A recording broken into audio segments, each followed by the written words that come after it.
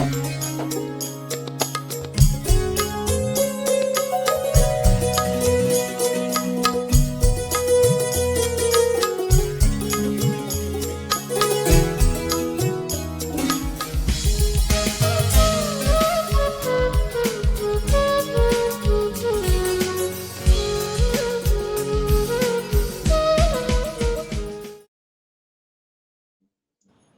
সময় সুপ্রিয় দর্শক, সাদর আমন্ত্রণ জানাচ্ছি স্বাস্থ্য ও এঞ্জেল হসপিটাল স্বাস্থ্য কথা অনুষ্ঠানে।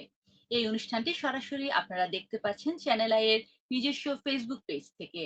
এই অনুষ্ঠানটি সম্পূর্ণ সঞ্চালনা করব আমি রিফা তারা রিফা। আমরা এই অনুষ্ঠানে আলোচনা করে থাকি স্বাস্থ্য ও চিকিৎসা বিষয়ে। আমি শুনতে পাচ্ছি না। আমরা আজকে আলোচনা করব নাকের অ্যালার্জি চিকিৎসা নিয়ন্ত্রণে সম্ভব, ভয় নয়, এই বিষয়টি নিয়ে। আমাদের সাথে এই বিষয়টি নিয়ে আলোচনা করার জন্য ব্যাক স্টেজে ডাক্তার নুরুল হুদা নাইম, নাক কান ও হেড নেক বিশেষজ্ঞ, laser surgeon, Sylhet MAG Osmani medical college ও হাসপাতাল। তারকে ব্যাকগ্রাউন্ড থেকে সামনে আনার জন্য অনুরোধ।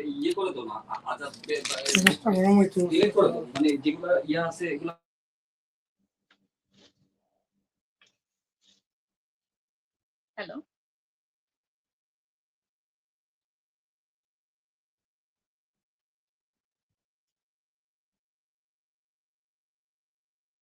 যেহেতু আপনারা আমাদেরকে চ্যানেল আই এর নিজস্ব ফেসবুক পেজ থেকে দেখতে পাচ্ছেন, নেটওয়ার্ক জনিত সমস্যার কারণে স্যারকে আমরা এখনো যুক্ত করতে পারছি না। আমরা কিছুক্ষণের মধ্যেই স্যারকে আবার যুক্ত করব।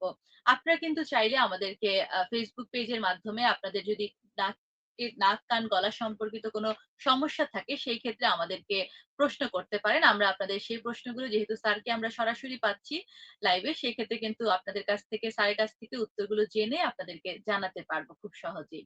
তো আপনারা যারা যেখান থেকে দেখছেন তারা বেশি করে এই বিষয়গুলো শেয়ার করে দিবেন চ্যানেল আই এর এই ফেসবুক পেজটি। তাহলে আমাদের এই তথ্যমূলক প্রোগ্রামটি আপনারা সবাই যে কোনো জায়গা থেকে দেখতে পারবেন যে কোনো সময়। এবং আজকে যে বিষয়টি আমরা আলোচনা করব সেটা নিয়ে আবারও বলছি, নাকের অ্যালার্জি চিকিৎসা নিয়ন্ত্রণ সম্ভব, ভয় পাওয়ার কিছু নয়। মানে নাকে যদি অ্যালার্জি হয়, যেমন আমাদের সর্দি কাশি এরকম সমস্যা অনেক সময় হয়ে থাকে, তো এই জিনিসটা আসলে আমাদের নিজস্ব কেয়ারের মাধ্যমে আমরা এটাতে ভয় না পেয়ে, এটা যে একটা অ্যালার্জি, এটা কিভাবে নিয়ন্ত্রণ করবো সেই বিষয়টি আসলে স্যারের কাছ থেকে জানবো। স্যারকে কি আমরা যুক্ত করতে পারবো?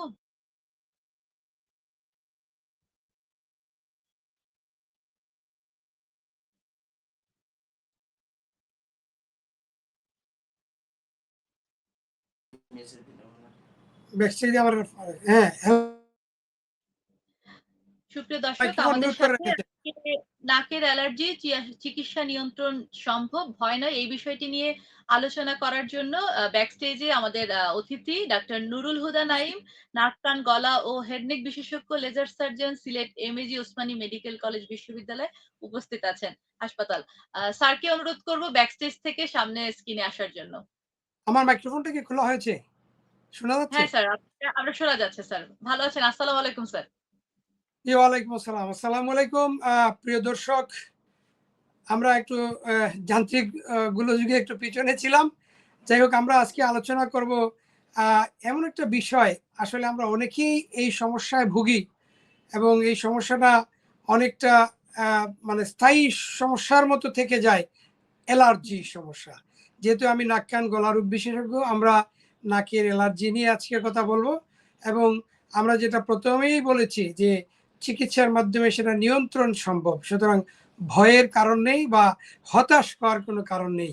যে আমরা যদি উপযুক্ত চিকিৎসা গ্রহণ করতে পারি, নাকের অ্যালার্জিকেও আমরা নিয়ন্ত্রণে রাখতে পারবো।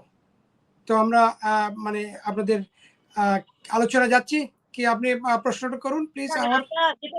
যেহেতু আপনি গান্ত্রিক মানে ডিজিটাল যুগে তো একটু সমস্যা হয়েই থাকে, তো সেই ক্ষেত্রে যেহেতু যখন আপনার ব্যাকগ্রাউন্ডে ছিলেন তখন আমি বলছিলাম যে সাধারণভাবে সর্দি কাশি হলে আমরা অনেক সময় অ্যালার্জি মনে করি, তো সাধারণ মানুষ আসলে কিভাবে বুঝবে কোনটা সর্দি কাশি এবং কোনটা আসলে অ্যালার্জি? স্যার, ধন্যবাদ আপনাকে রিফা তারা রিফা।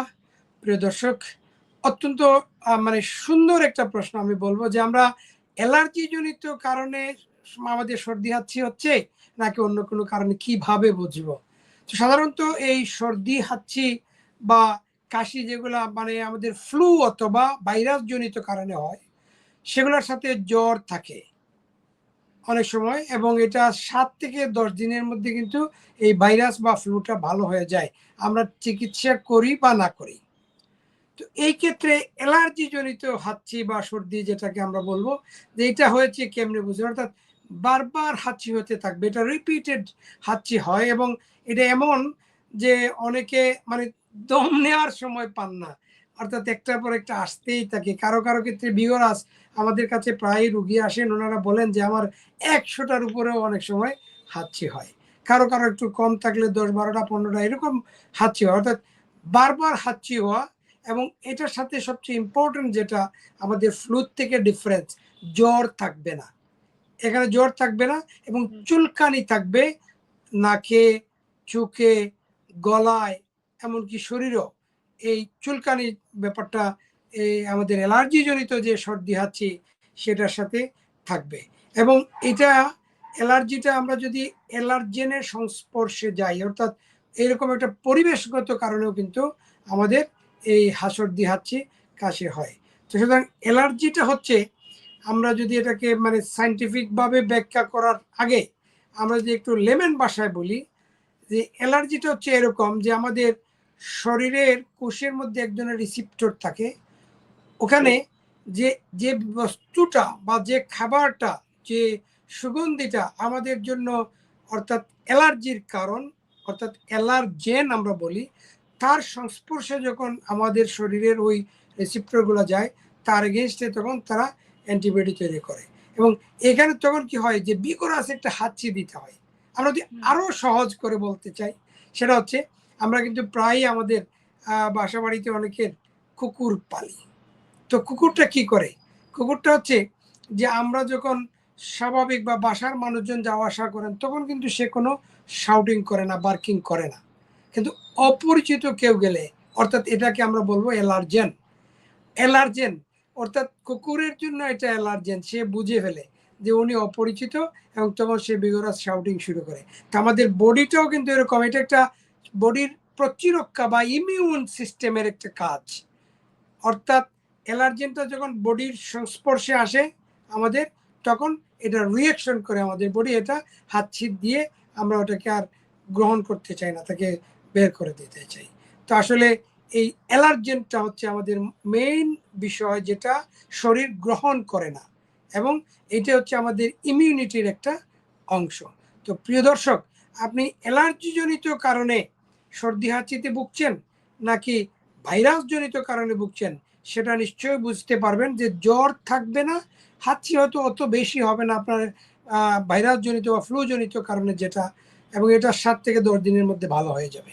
কিন্তু অ্যালার্জির হাঁচিটা নির্মূল করা যাবে না, এটা মানে কয়েক গুণ বেশি হাঁচি হবে, সাথে চুলকানো থাকবে বিভিন্ন জায়গায়, এবং জ্বর থাকবে না। ধন্যবাদ সবাইকে। ধন্যবাদ ডাক্তার নুরুল হুদা নাইম স্যারকে। স্যার খুব সুন্দর করে আমাদেরকে বুঝিয়ে দিলেন যে অ্যালার্জি কোনটা আর নরমাল সর্দি কাশি কোনটা আসলে।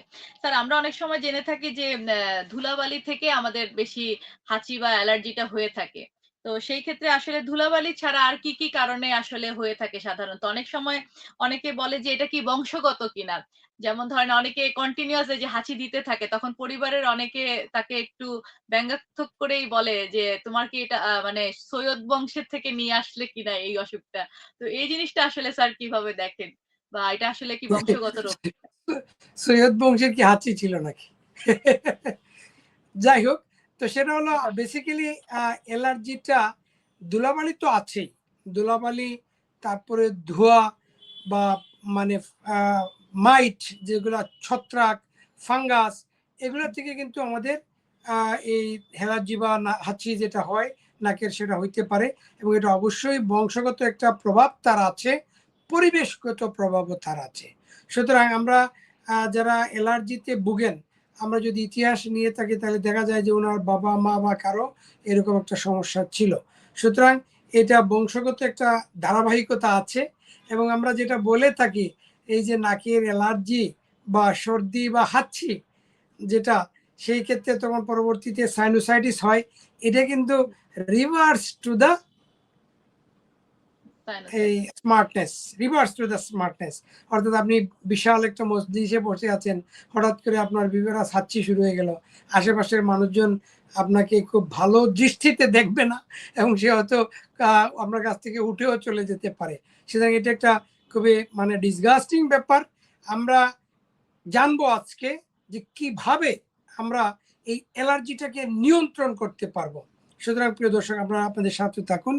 আমরা পরবর্তীতে এই নিয়ন্ত্রণ কারক হিসেবে আমরা কি কি ব্যবহার করতে পারি, আমাদের কি কি অভ্যাসের মাধ্যমে আমরা নিয়ন্ত্রণ করতে পারি, সেটা নিয়ে আমরা বিস্তারিত আলোচনা করব।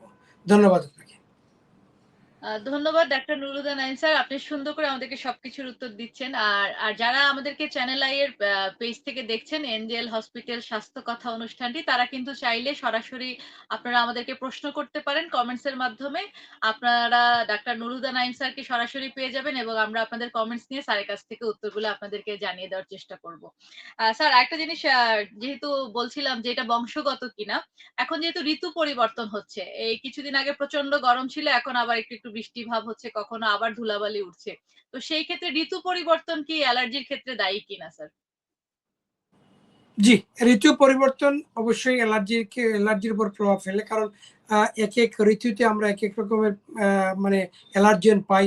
যেমন সেই ক্ষেত্রে হয়তো পরিবর্তনে ফুলের রেণু, ফুলের গ্রান, ধুলাবালু, ধোঁয়া এগুলা যখন বেশি হয়, তখন কিন্তু অ্যালার্জি যাদের সমস্যা থাকে তাদের এটা আরো বেড়ে যায় এবং অ্যালার্জির প্রকোপটা বাড়ে। সুতরাং ঋতু পরিবর্তনের সাথে অ্যালার্জির কিন্তু ভালো সম্পর্ক আছে এবং এমনকি মাঝে মাঝে আমরা বলি যে কেউ কারো কারো ক্ষেত্রে উনি যে জায়গায় জব করেন ওখানে যদি ওনার অ্যালার্জেনটা বেশি থাকে, আমরা ওনাকে জব পরিবর্তন করতে বলি যে আপনি ভালো থাকার জন্য, অ্যালার্জি থেকে বেঁচে থাকার জন্য আপনি প্রয়োজনে জব পরিবর্তন করেন। এমনকি দেখা গেছে আমাদের এত অঞ্চলে সিলেটের অনেক মানুষ কিন্তু বাইরে থাকেন। তো দেখা যায় যে ওনারা আসার পরে ওনাদের একটা কমপ্লেন থাকে যে আমার ওখানে থাকলে এই সমস্যাটা হয় না, এখানে আসলে এই সমস্যাটা বেশি হয়ে যায়। সুতরাং এই ক্ষেত্রে কিন্তু উনি স্থান পরিবর্তন করলে কিন্তু অনেক সময় অ্যালার্জি থেকে বাঁচা যায়, এর প্রকোপ থেকে বাঁচা যায়। ধন্যবাদ। স্যার, বলছিলেন আপনি যে অনেকে বাহিরের দেশে থেকে আসেন, যেহেতু আপনি সিলেটে এখন প্র্যাকটিস করছেন, তো সেই ক্ষেত্রে আপনার চেম্বারে এনজেল হসপিটালে আপনি দেখতে পান যে বাহিরের প্রবাসী মানে আপনার কাছে আসেন অনেক রুগীরা। তো সেই ক্ষেত্রে যে এই যে আবহাওয়া পরিবর্তন করলেই হচ্ছে আমাদের হচ্ছে এই অ্যালার্জি থেকে আমরা ধরেন রক্ষা পেতে পারি, এটা আমরা জানতে পারলাম। একটা জিনিস জানতে চাচ্ছিলাম স্যার, যে দীর্ঘদিন অনেক সময় অ্যালার্জি হওয়ার পরে অনেকে অবহেলা করেন, মনে করেন নরমাল হাঁচি কাশি হয়েছে, হয়তোবা কিছুদিন পরে এটা ঠিক হয়ে যাবে, কিন্তু এটা থেকে অনেক সময় আমরা শুনতে পাই অনেকের হাঁপানির মতো রোগও হয়ে যায়। তো এটা কি স্যার কিভাবে আপনি বর্ণনা করবেন আমাদেরকে একটু? এটা অবশ্য সত্য যে আমরা যদি অ্যালার্জিটাকে নিয়ন্ত্রণে না রাখি, আমাদের ছোটবেলা থেকে কিন্তু অনেক বাচ্চা বয়স থেকে কিন্তু অনেকের এই অ্যালার্জির সমস্যাটা দেখা দিতে পারে এবং বয়স্ক হইলে অনেকের আরেকটু এটা বেড়ে যায়।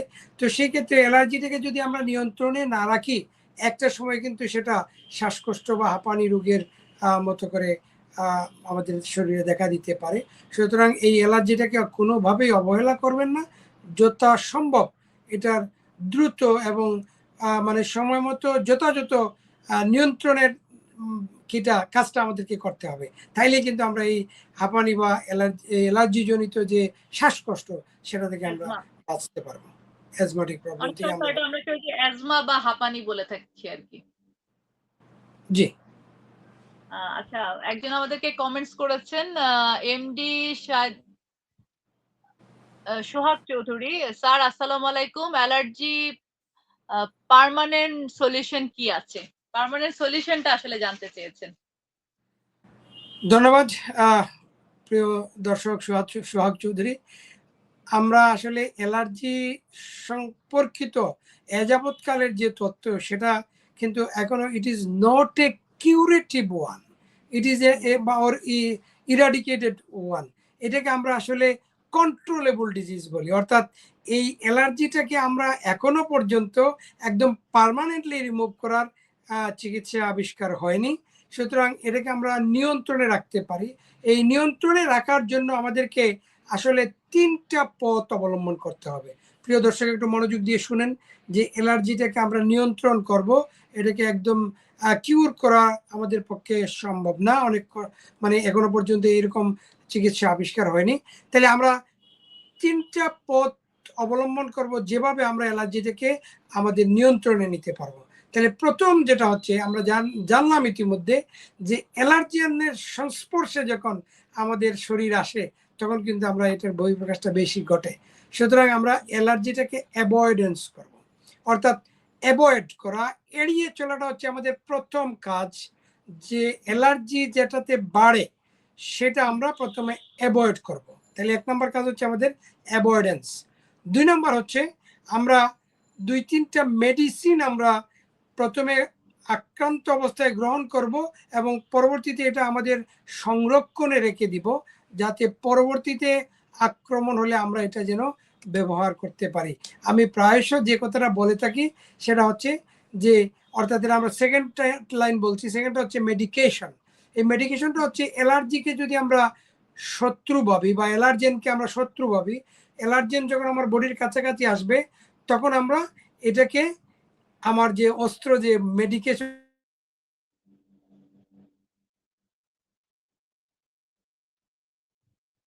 দর্শক, আমরা স্যারের কাছ থেকে শুনছিলাম কিভাবে অ্যালার্জি থেকে আমরা নিরাময় করে সুস্থভাবে সুন্দরভাবে থাকতে পারি। স্যারের কাছে, ডাক্তার নুরুল হুদা নাইম স্যারের কাছে আমরা আবারও ফিরে যাব। তার আগে আমরা এনজেল হসপিটাল স্বাস্থ্য কথার একটি ছোট্ট বিরতি নিয়ে নিচ্ছি। বিরতির পরে আবারও ফিরে আসছি। আপনারা চাইলে কিন্তু আমাদেরকে কমেন্টস এর মাধ্যমে আমাদের সাথে যুক্ত হয়ে স্যারের কাছ থেকে আপনাদের তথ্যগুলো জেনে নিতে পারেন। নাক, কান, গলায় যেকোনো সমস্যায় আপনারা আজকে আমাদেরকে এখন লাইভ কমেন্টস করতে পারছেন। আমরা একটা ছোট্ট বিরতি নিয়ে আসছি, সাথেই থাকুন। এনজেএল ইএনটি সেন্টার আন্তর্জাতিক মানসম্পন্ন একটি হাসপাতাল। সিলেটের কাজলশাহ এলাকায় এটি প্রতিষ্ঠিত। চিকিৎসা সেবাকে ব্রত হিসেবে নিয়ে 2014 সালে এনজেএল প্রতিষ্ঠা করেন দেশ বরেণ্য ইএনটি চিকিৎসক, সিলেটের কৃতি সন্তান ডাক্তার নুরুল হুদা নাইম। নাক, কান, গলা রোগের সুচিকিৎসায় এনজেএল এক উজ্জ্বল দৃষ্টান্ত। Total ENT care, latest technology, laser ও কবলেশনের মাধ্যমে এনজেএল এ ইএনটি সম্পর্কিত সব ধরনের সার্জারি সহ উন্নত মানের চিকিৎসা সেবা দেয়া হয়। এনজেএল এ রয়েছে বিশেষজ্ঞ চিকিৎসক সহ রোগীর নিবিড় পরিচর্যার জন্য নিবেদিত প্রাণ দক্ষ সেবিকা team. NJL total ENT care, 15 Kajalshah Osmani medical road, Sylhet. সুপ্রিয় দর্শক, ছোট্ট একটা বিরতির পরে আবারও আমরা ফিরে আসলাম। আপনাদের সাথে আছি আমি রিফা তারা রিফা, এবং অতিথি হিসেবে আমাদের সাথে আছেন ডাক্তার নুরুল হুদা নাইম, নাক, কান, গলা বিশেষজ্ঞ, হেড নেক বিশেষজ্ঞ, laser surgeon, Sylhet MAG Osmani medical college হাসপাতাল। স্যার, আপনি কি আছেন আমাদের সাথে? হ্যাঁ, আমাকে শোনা যাচ্ছে? হ্যাঁ স্যার, আপনাকে শোনা যাচ্ছে। আমরা বিরতির আগে আপনার কাছ থেকে শুনছিলাম যে কিভাবে অ্যালার্জি আমরা দূর করতে পারবো এবং কি কি লক্ষণ দেখে বুঝতে পারবো। তো সেই ক্ষেত্রে আপনি সাইনাসের কথা বলছিলেন স্যার। তো সাইনোসাইটিস যে এই প্রবলেমটা আমাদের হয়, এই ক্ষেত্রে আসলে আমরা কিভাবে চিকিৎসা নিতে পারি সেটা যদি বলতেন। কারণ এখন প্রায় রোগেরই অনেক রোগীকেই আমরা দেখতে পাই যে প্রচন্ড মাথা ব্যথা এবং সর্দি কাশি লেগেই থাকছে। তো সেই ক্ষেত্রে সাইনাসের ক্ষেত্রে আসলে কি করব, যদি আপনি আমাদেরকে বিস্তারিত বলতেন। ধন্যবাদ রিফা তারা রিফা। প্রিয় দর্শক, আমরা অত্যন্ত দুঃখিত যে আমরা মাঝে মাঝে একটু আমাদের নেটওয়ার্কে প্রবলেম করছে বা কল চলে আসলে ঝামেলায় পড়ে যাচ্ছি। যাই হোক, আমরা যে কথা বলছিলাম যে অ্যালার্জিটাকে আমাদের নিয়ন্ত্রণে রাখার জন্য 3টা পথ অবলম্বন আমাদের করতে হবে। আমরা 2টাতে ছিলাম। প্রথমটা বলছি আমরা অ্যাভয়েডেন্স, দ্বিতীয়টা বলেছি আমরা মেডিকেশন। এই মেডিকেশনের ক্ষেত্রে যেটা আমরা বলছি যে অ্যালার্জেনের সংস্পর্শে যখন আমাদের বডিটা আসে তখন আমরা যে 3টা মেডিসিন আমরা আমাদের মজুদ রাখবো, এগুলা আমাদের ব্যবহার করা শুরু করতে হবে। একটা হচ্ছে নাকের জন্য স্টেরয়েডের এক ধরনের নাক নেজাল স্প্রে আছে, সেটা আমরা ব্যবহার করব।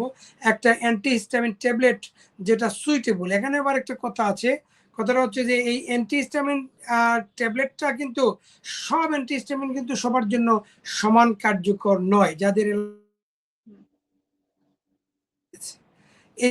আমরা এক্ষেত্রে আমরা যাদের মানে যে অ্যান্টিহিস্টামিনটা খেলে উনি ভালো ফলাফল পান সেটা ব্যবহার করা ভালো।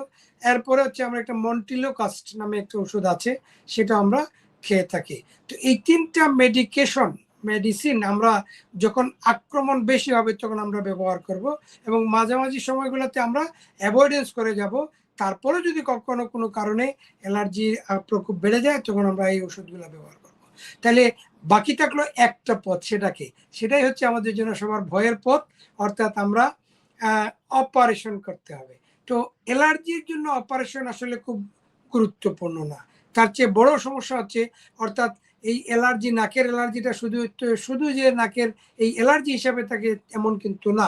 সেই ক্ষেত্রে আমাদের নাকের হাড় বাঁকা থাকে, নাকের যে আমাদের টার্মিনেট, যেগুলোকে আমরা অনেক সময় নাকের গুটি বলি বা কোনো কোনো অঞ্চলে পেঁয়াজি বলে থাকি, অর্থাৎ এগুলো অনেক বড় হয়ে যায়, এবং এগুলো বড় এবং অনেকটা সাদা দেখার কারণে আমরা অনেকেই হয়তো এটাকে পলিপ হিসাবে ভ্রান্ত একটা ধারণা করে থাকেন।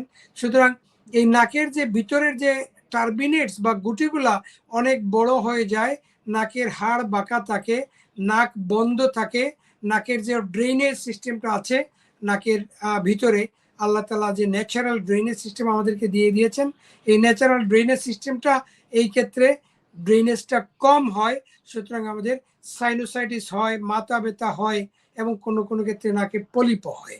তো সুতরাং এই ক্ষেত্রে যার নাক বন্ধ থাকে, অ্যালার্জিজনিত কারণে ওনার হাঁচিও বেশি হয়, চুলকানিও আছে, আবার নাক বন্ধও থাকে, আমরা অ্যাভয়েডেন্স করলাম, মেডিকেশন করেও খুব ভালো ফলাফল পাচ্ছি না, সেই ক্ষেত্রে এই নাকটাকে খুলে দেওয়ার জন্য আমরা নাকের বাঁকা হাড়টাকে আমরা সোজা করে দেই, বাঁকা হাড়টাকে আমরা সোজা করে দেই, এবং নাকের ভিতরে যে গুটিগুলো আছে ফোলা ছিল, বড় বড় হয়ে গিয়েছিল, সেগুলোকে আমরা মেশিন দিয়ে হিট দিয়ে ওগুলাকে ছোট করে দেওয়া হয়। সুতরাং অর্থাৎ নেজাল এয়ারওয়েটাকে আমরা খুলে দেই, এবং এই নাকের এয়ারওয়ে খুলে দেওয়ার মানে হচ্ছে, অর্থাৎ এই ফাংশনাল করে দেওয়া, এটা হচ্ছে খুব জরুরি। কেননা নাকের ভিতরে কিন্তু আমাদের যে এয়ার কন্ডিশনিং ফাংশনটা রয়েছে, অর্থাৎ আমরা যখন নাক দিয়ে বাতাসটা নিচ্ছি, আমাদের ফুসফুসে যে বাতাসটা যাবে, সেই বাতাসটা কিন্তু নাকে ওটা পিউরিফাই হয়, হিউমিডিফাই হয়, এবং ফিল্ট্রেশন হয়, অর্থাৎ এয়ার কন্ডিশনিং ফাংশনটা করে, ঠান্ডা বাতাসকে গরম করে, গরমকে ঠান্ডা করে বডি টেম্পারেচারের সাথে মিলে, অর্থাৎ আমরা আরও সহজভাবে বলি যে নাকের ভিতর দিয়ে যখন বাতাসটা ফুসফুসে যায়, সেই ক্ষেত্রে কিন্তু তখন অর্থাৎ ইমিগ্রেশন পাস করে যেতে হয়। সুতরাং এই সমস্যা যাদের আছে, নাক বন্ধ, উনি নাক দিয়ে বাতাস নিতেই পারেন না, মুখ দিয়ে নিতে হয়, সেই ক্ষেত্রে কিন্তু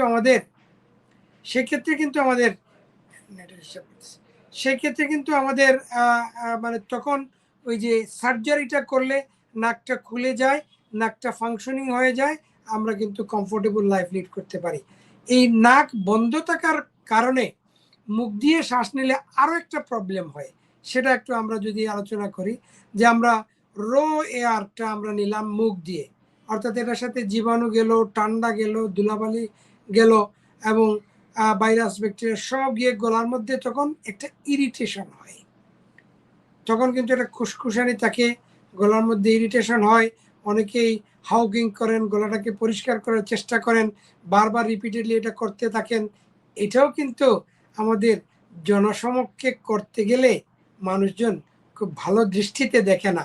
আপনার নাক পরিষ্কার করা লাগবে, অথবা আপনি গলাটাকে একটু পরিষ্কার করে নেবেন, আপনি যে শব্দটা করছেন খেকখানি বা হাউকিং বা চৌকিং, এগুলা কোনোটাই কিন্তু আসলে ভদ্র সমাজের জন্য একটু বিপজ্জনক, এগুলো অনেকেই পছন্দ করেন না।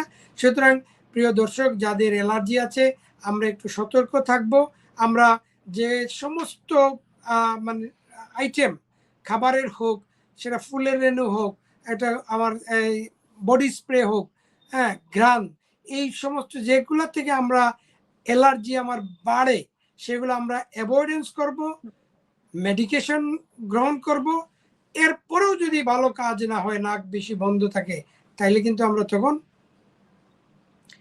অপারেশনে যাব, এবং এই অপারেশন করলে অপারেশন করলে আপনার নাক পরিষ্কার থাকবে, আপনি নাক দিয়ে বাতাস নিতে পারবেন। মনে রাখতে হবে একটা কথা, সেটা হলো যে অপারেশন করেছেন, আপনার নাক খুলে গিয়েছে, আপনার 80% হাঁচি কমে গিয়েছে, সর্দি হাঁচি কমে গিয়েছে, কিন্তু 100% কিন্তু কমবে না। এবং আবারও যদি আপনার শরীর অ্যালার্জেনের সংস্পর্শে যায়, তাইলে কিন্তু আপনার সেই হাঁচি মানে সর্দি সেটা হবে। এটাই হচ্ছে আমাদের, অনেকেই বলে থাকেন যে নাকের অপারেশন করলে কমে না, আবার হয়ে যায়। তো আসলে আমরা তো আবার হয়ে যায় এর চেয়ে আমরা বলবো আপনার তো কিছুটা রয়ে যায়। সুতরাং আপনার আবার হয়ে যাওয়ার চেয়ে রয়ে গিয়েছে সেটাই আবার আপনার প্রকোপ বাড়বে যদি আপনি অ্যালার্জেনের সংস্পর্শে যান। ধন্যবাদ আপনাকে। কি হলো নেটে ডিস্টার্ব? ধন্যবাদ ডাক্তার নুরুল হুদা নাইম স্যারকে যে এত সুন্দর করে আমাদেরকে সবকিছু বোঝানোর জন্য। স্যার আরো অনেক কমেন্টস আসছে। একজন স্যার ইনবক্সে করেছেন যে অনেকে ফার্মেসি থেকে নিজেই নাকের ড্রপ নিয়ে নেন। রুমানা ঢাকা থেকে উনি প্রশ্নটা করেছেন যে অনেকে নিজে থেকেই বছরের পর বছর একটা ড্রপ হয়তোবা ১ম বার ডাক্তারকে দেখিয়েছিলেন অ্যালার্জির প্রবলেমের কারণে। তারপর থেকে সে নিজে থেকেই সেই ড্রপ গুলো ফার্মেসি থেকে কিনে দিচ্ছে। সেই ক্ষেত্রে আসলে চিকিৎসকের পরামর্শ ছাড়া এরকম ড্রপ বা স্প্রে দেওয়া আসলে ঠিক কিনা? খুব গুরুত্বপূর্ণ একটা ইস্যু। আসলে অ্যালার্জিতে যারা ভোগেন তারা বারবার ডাক্তারের কাছে যাওয়ার যে ঝামেলা, ঝক্কি ঝামেলা, এটা থেকে বাঁচার জন্য অনেকেই ফার্মেসি থেকে এগুলো ব্যবহার করেন। বাট এটা কোনোভাবেই মানে ঠিক নয়। ঠিক নয় এই কারণে যে নাকটা বন্ধ, নাক খোলার জন্য সবচেয়ে কার্যকরী যে ড্রপ হইল মানে আমাদের যে নাকের ড্রপ আছে জাইলোমেটাজোলিন। তো এইগুলা ব্যবহার করলে খুব তাড়াতাড়ি রেসপন্স হয়। অক্সিমেটাজোলিন বা জাইলোমেটাজোলিন এই ড্রপগুলো যদি আমরা নাকে দেই তাহলে এগুলো কিন্তু প্রম্পট অ্যাকশন করে, 1 মিনিটের মধ্যে নাকটা খুলে যায়, একটা আরাম লাগা বা ভালো লাগা ফিল হয়। কিন্তু এটার একটা বিপজ্জনক যে বিষয়টা আছে সেটা হচ্ছে লং টাইম ধরে যদি কেউ এটা ইউজ করেন তাহলে তার ক্ষেত্রে এটা হচ্ছে রিবাউন্ড কনজেশন, অথবা আমরা বইটাকে বলি রাইনাইটিস মেডিকামেন্টোসা। অর্থাৎ এই ঔষধ ব্যবহার করার কারণে সে রিভার্স অ্যাকশন করবে। বেশি দিন ব্যবহার করলে সে তখন নাকের কনজেশনটা কমানোর পরিবর্তে আরো বাড়িয়ে দেয়। সুতরাং এটা দীর্ঘদিন ব্যবহার করা যাবে না। খুব শর্ট টাইমের জন্য হয়তো আপনি ব্যবহার করতে পারেন, এবং অবশ্যই ঔষধ ডাক্তারের পরামর্শ মতো নেওয়া ভালো, কারণ প্রত্যেক ওষুধেরই একটা সাইড ইফেক্ট আছে। সুতরাং আমরা এক ঔষধ একটার কারণে ব্যবহার করে আরেকজন সেমটাই আবার ব্যবহার করবেন, এরকম বারবার ব্যবহার করলে ওষুধ নিজেই তখন ওই রোগের কারণ হয়ে দাঁড়ায় বা অন্য কোনো রোগের কারণ হয়ে দাঁড়ায়। ধন্যবাদ আপনাকে। স্যার আরেকজন রোগী আপনাকে প্রশ্ন করেছেন সুনামগঞ্জ থেকে, খাবারের অ্যালার্জির কারণে কি কোনো সময় নাকে সমস্যা হয় কিনা? খাবারের অ্যালার্জির কারণে অবশ্যই হয়, অবশ্যই। এবং আমরা যাদেরকে অ্যালার্জির ট্রিটমেন্ট দিয়ে থাকি তাদেরকে গদ পাতা কিছু জিনিস একদম না করে দিই যে এটা খাওয়া যাবে না, এটা কি করা যাবে না। কিন্তু তখন রুগীরা অনেক সময় বিরক্ত হন যে তাহলে আমি করবোটা কি, খাবোটা কি? কারণ আমি ইলিশ মাছ, চিংড়ি মাছ, গরুর মাংস, হাঁসের ডিম, খাসির মাংস সব অ্যালার্জি। তো বেসিক কথা এখানে একটা আসার কথা হচ্ছে যে অ্যালার্জিতে যারা ভোগেন প্রিয় ভাই ও বোনেরা, আপনাদের প্রত্যেকজনের জন্য কিন্তু সবটা খাবার হয়তোবা অ্যালার্জেন না। অর্থাৎ কারো চিংড়িতে থাকলে গরুতে নাই, গরুতে থাকলে ইলিশে নাই, এইরকম, বা খাসিতে নাই। তো এরকম স্পেসিফিক কয়েকটা খাবার এক একজনের জন্য হয়তো অ্যালার্জির কারণ হতে পারে।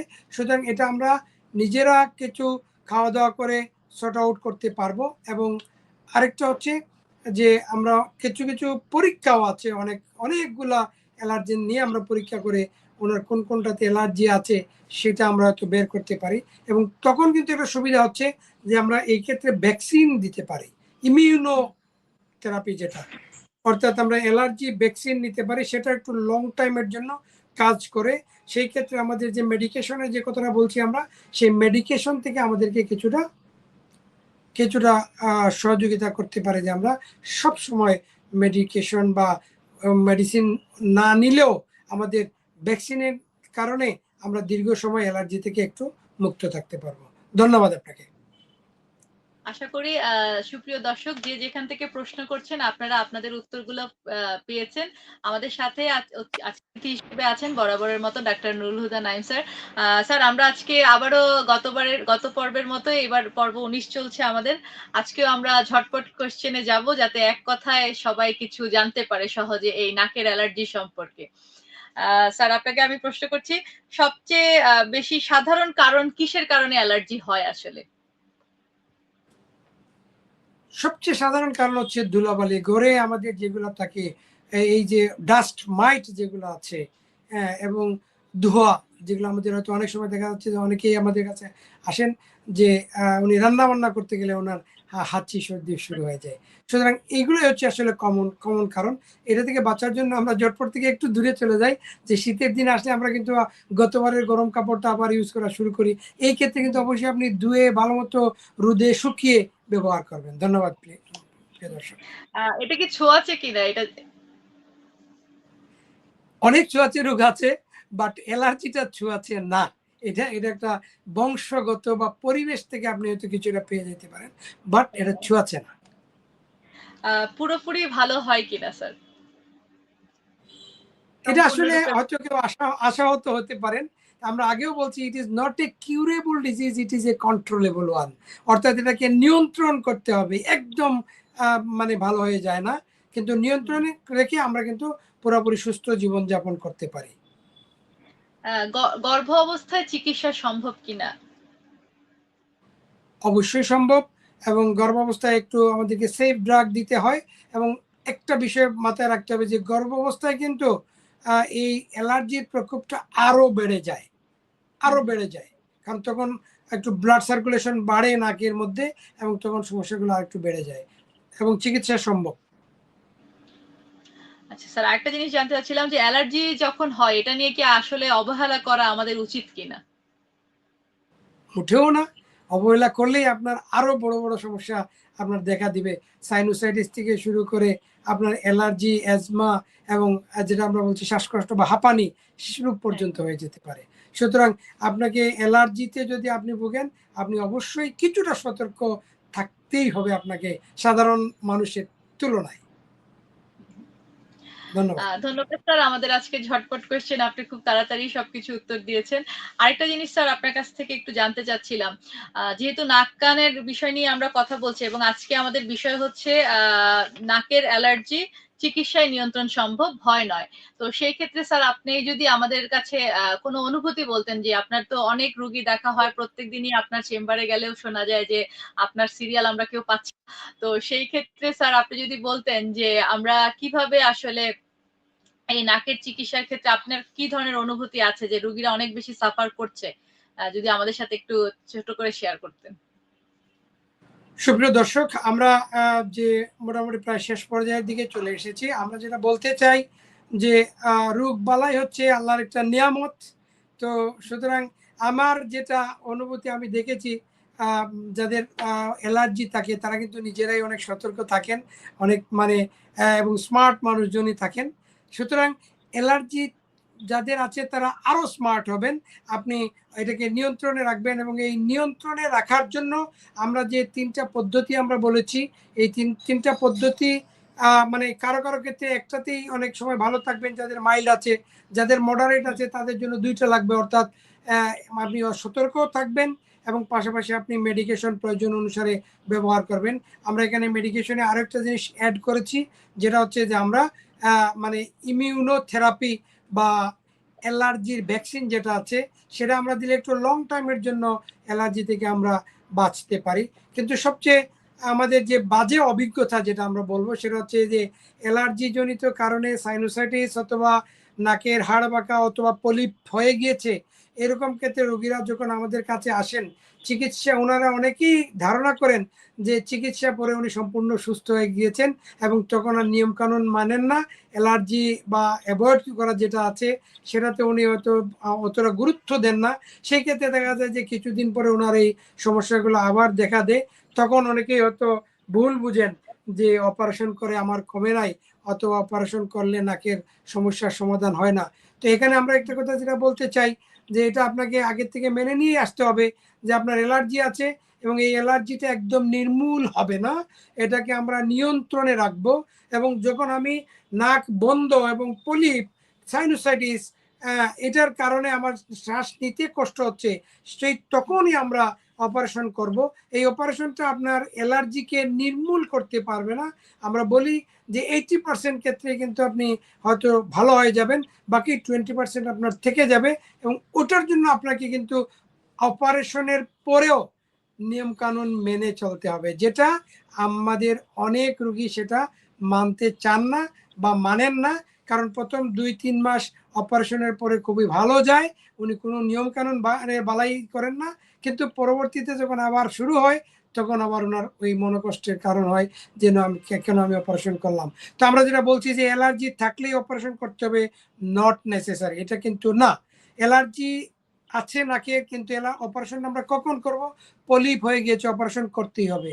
আপনার নাকের হাড় বাঁকা এবং আপনার নাকের গুটিগুলো অনেক বেশি অ্যালার্জিজনিত কারণে বড় হয়ে আপনার নাক বন্ধ হয়ে যায়, আপনি নাক দিয়ে বাতাস নিতে পারেন না, মুখ দিয়ে নিতে হয়, সেই ক্ষেত্রে বারবার আপনার ফেরিনজাইটিস হচ্ছে, আপনি খুশখুশি কাশি আপনার কমে না, এরকম ক্ষেত্রে অপারেশনে আপনি অবশ্যই উপকার পাবেন।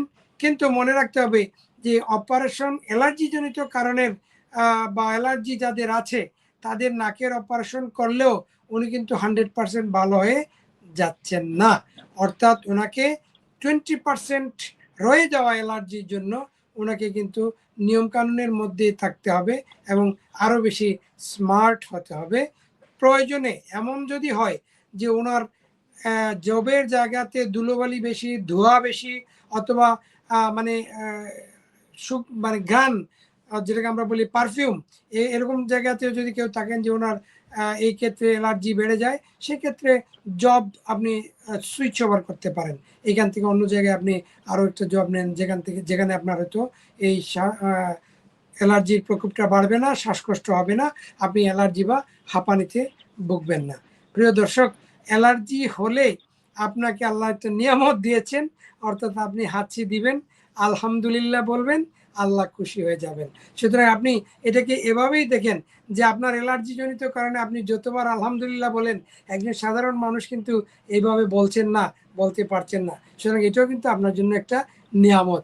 আর আমরা যদি আপনার কষ্ট বেশি হয়, কোনো কারণে নাক বন্ধ, আপনি বাতাস নিতে পারছেন না, সেই ক্ষেত্রে আমরা ইএনটি ডাক্তাররা আপনাকে নাকের অপারেশন করে, সাইনোসাইটিস দূর করে, পলিপ দূর করে, নাকের গুটিগুলাকে মেশিন দিয়ে একটু মানে সাইজ করে, অর্থাৎ ছোটো করে আমরা আপনার নাকটাকে ফাংশনিং নাক করে দিতে পারি। এবং তখন আপনি নাক দিয়ে বাতাস আনা নেওয়া করবেন, বাতাস ফিল্ট্রেশন হয়ে যাবে, পিউরিফিকেশন হয়ে যাবে, হিউমিডিফিকেশন হয়ে যাবে, অর্থাৎ আপনি আপনার যে ফেরিনজাইটিস যেটা আমরা বলছি, মানে অর্থাৎ ফুসফুসে বাতাস, পিউরিফাইড বাতাস যাবে, আপনার অন্যান্য সমস্যাগুলা কমে যাবে, আপনি একটা প্রায় সুস্থ জীবনযাপন করতে পারবেন একটু সতর্কতা অবলম্বন করার মাধ্যমে। সুতরাং আপনি আল্লাহর কাছে স্পেশাল বান্দা, আপনাকে আল্লাহ মানে এই নিয়ামতটুকু দিয়েছেন, সুতরাং আপনি একটু সুন্দরভাবে একটু কেয়ার নিয়ে আপনি একটু জীবনযাপন করবেন। এটাই হচ্ছে আমাদের অ্যালার্জিজনিত রোগে যারা ভুগছেন সেই সমস্ত ভাই বোনদের প্রতি আমাদের পরামর্শ।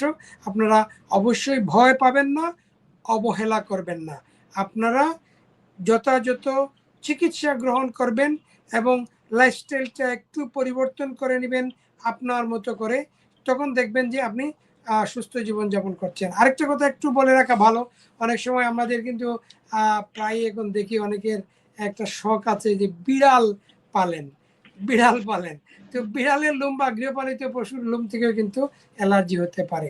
তো যাদের আমার কাছে কিছু রোগী প্রায়ই আসেন, ওনারা বিড়াল নিয়ে রাতে ঘুমান, আবার অ্যালার্জিও ওনাদের মানে প্রচণ্ড। সুতরাং এটা একসাথে চলতে পারবে না, আপনাকে বিড়াল পালা বাদ দিতে হবে। এবং এই আরেকটা হচ্ছে যে কার্পেট ব্যবহার করা যাবে না, যাদের অ্যালার্জি আছে তারা কিন্তু ঘরে কার্পেট ব্যবহার করতে পারবেন না, অর্থাৎ ওনারা মানে যেন কোথাও কোনো ধুলাবাড়ি না থাকে, ঘরটাকে পরিষ্কার পরিচ্ছন্ন রাখবেন এবং নাকটাকেও পরিষ্কার পরিচ্ছন্ন রাখবেন এবং যথাসময়ে প্রয়োজনে ডাক্তারের পরামর্শ নিয়ে চিকিৎসা করবেন, তাইলে ভালো থাকবেন। সবাই ভালো থাকুন, সুস্থ থাকুন এবং অ্যালার্জি থেকে মুক্ত থাকুন, অর্থাৎ অ্যালার্জি থেকে নিয়ন্ত্রণে রেখে আপনি সুন্দর জীবন যাপন করুন। এই আশাবাদ ব্যক্ত করে আজকের মতো বিদায় নিচ্ছি। আমি ডক্টর নুরুল হুদা নাইম। আপনারা সবাই ভালো থাকবেন। আমাদের একটা NJL ENT সেন্টার আছে কাজল শাহ, সিলেটে। আপনাদের নাকের সমস্যায় যারা ভুগছেন, যদি কারো এমন হয় যে আপনার অপারেশন প্রয়োজন কিন্তু টাকার অভাবে পারছেন না, আমরা আছি আপনার পাশে। NJL ENT হসপিটাল, কাজল শাহ, সিলেট। সবাইকে অনেক অনেক ধন্যবাদ। আসসালামু আলাইকুম। ওয়ালাইকুম সালাম। ধন্যবাদ স্যার। আমরা সুপ্রিয় দর্শক, আমরা দেখতে দেখতে আসলে অনুষ্ঠানের শেষ পর্যায়ে চলে এসেছি। এমনি আপনারা আজকে জানতে পারলেন যে অ্যালার্জি, নাকের অ্যালার্জি এটা ভয়ের কোনো কারণ নয়। এটাকে অবহেলা না করে সুন্দরভাবে, সুষ্ঠুভাবে যদি আমরা নিজেকে যত্ন করি, তাহলে আমরা এই অ্যালার্জি থেকে আসলে সুস্থভাবে বাঁচতে পারবো। সেই ক্ষেত্রে আপনারা মাস্ক ব্যবহার করতে পারবেন। স্যার বললেন, তারপরে হচ্ছে নাকের ড্রপ নিতে পারবো। যাদের প্রয়োজন হবে, খুব বেশি প্রয়োজন হবে, তাদের আমরা সার্জারির মাধ্যমে ভালো হওয়ার পরে যাতে নিজের যত্ন করি। এমনকি বাসায় যদি পোষা বিড়াল বা কুকুর থাকে, তাদের কাছ থেকেও আমরা অ্যালার্জি থাকলে দূরে থাকবো। এবং কার্পেট যদি থাকে বা ধুলাবালি, যেসব জায়গায় ধুলাবালির কাজ চলছে, কলকারখানাও হতে পারে, বা রাস্তায় অনেক সময় অনেকে রিক্সা চালক আছেন, এদেরও অনেক সময় অ্যালার্জি প্রবলেম হয়। তারা এইসব কাজ থেকে আমরা দূরে থাকবো, তাহলেই আসলে সবাই সুস্থ থাকতে পারবো এবং ভালো থাকতে পারবো। তবে নাকের অ্যালার্জির জন্য মাস্ক ব্যবহারটি আসলে সবচেয়ে ভালো হবে। স্যার, আপনি অনেক ব্যস্ত থাকার পরেও আমাদেরকে সময় দিয়েছেন, সেজন্য আপনাকে অনেক ধন্যবাদ। আর আপনারা আমাদেরকে পরবর্তী অনুষ্ঠানে, আজকে আরো অনেক কমেন্টস এসেছিল। যেহেতু আমাদের অনুষ্ঠান আজকে শেষ পর্যায়ে, তাই আর কমেন্টস গুলো নিতে পারছি না। যারা যারা কমেন্টস করেছেন তাদেরকে অনেক অনেক ধন্যবাদ। আর সবাই চ্যানেল আই এর সাথেই থাকুন। আমাদের পেজ এঞ্জেল ENT সেন্টারকেও ফলো করেন। ডাক্তার নুরুল হুদা নাইমের নিজস্ব ফেসবুক পেজ আছে, সেটাকেও ফলো করে দিবেন। সবাই আমাদের আগামী পর্ব দেখার জন্য আমন্ত্রণ রইল। সুস্থ থাকবেন, ভালো থাকবেন।